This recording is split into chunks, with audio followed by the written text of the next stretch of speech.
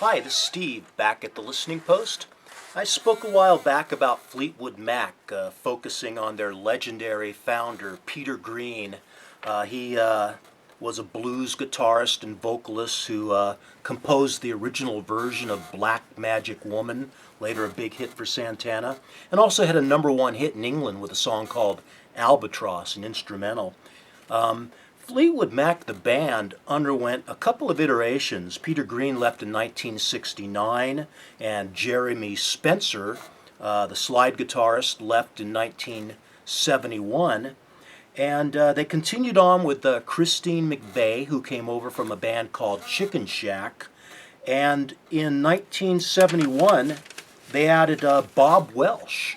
Bob Welch was a guitarist born and raised in Los Angeles, but he'd moved over to France and was working with a couple of bands over there when Jeremy Spencer quit the group.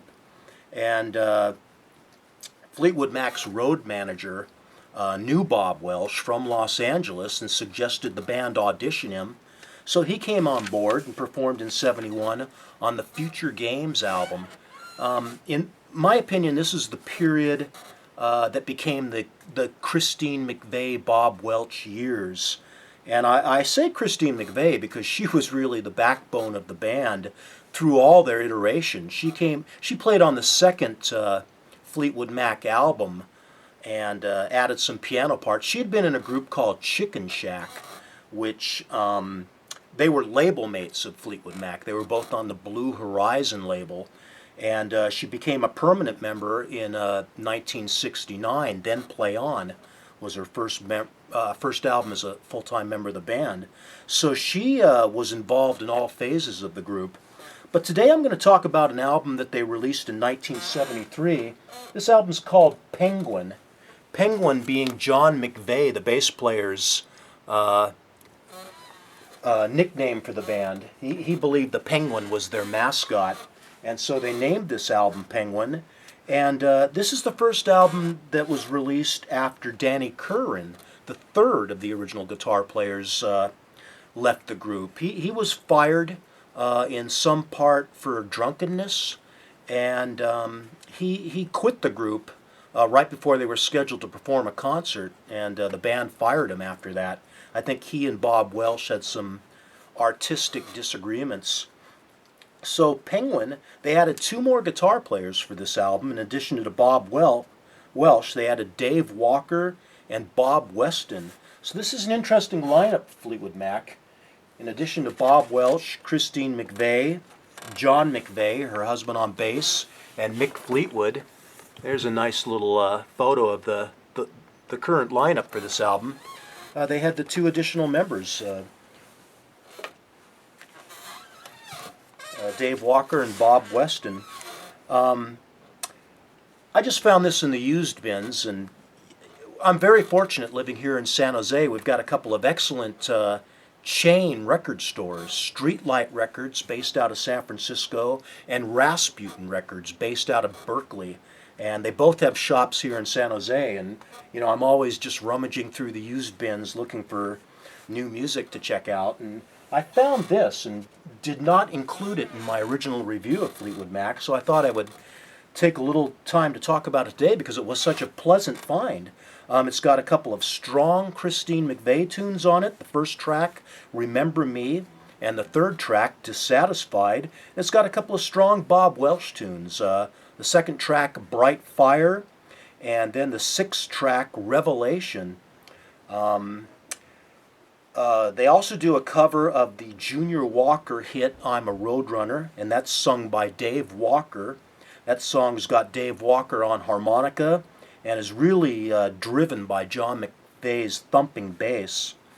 It's also got a Christine McVie tune that she co-wrote with Bob Welch called Did You Ever Love Me, which is highlighted by a steel drum, giving it kind of a calypso sound.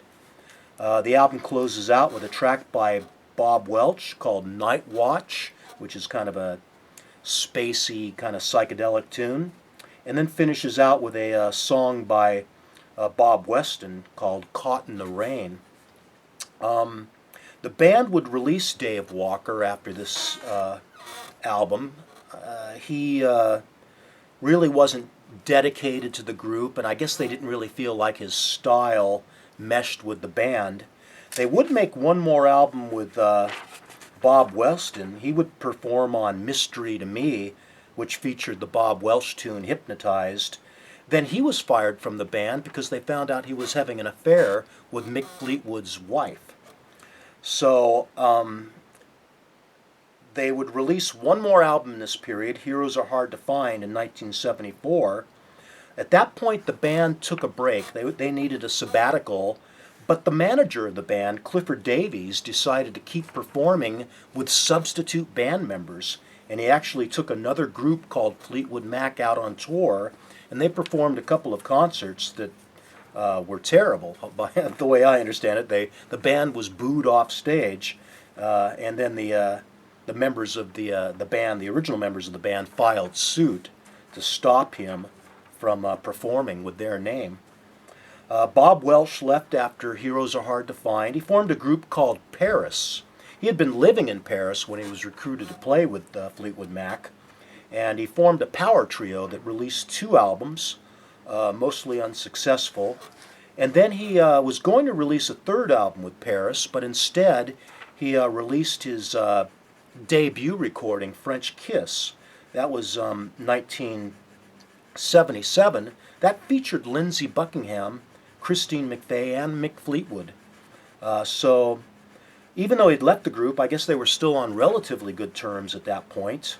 However, when the band was inducted into the Rock and Roll Hall of Fame, Bob Welch was excluded from recognition. The original members were all included, and then, of course, the Stevie Nicks, Lindsey, Buckingham era members were included, but Bob Welch was excluded, and it's not clear whether or not there were some hard feelings. He did sue the band at one point over royalties he felt that he wasn't receiving.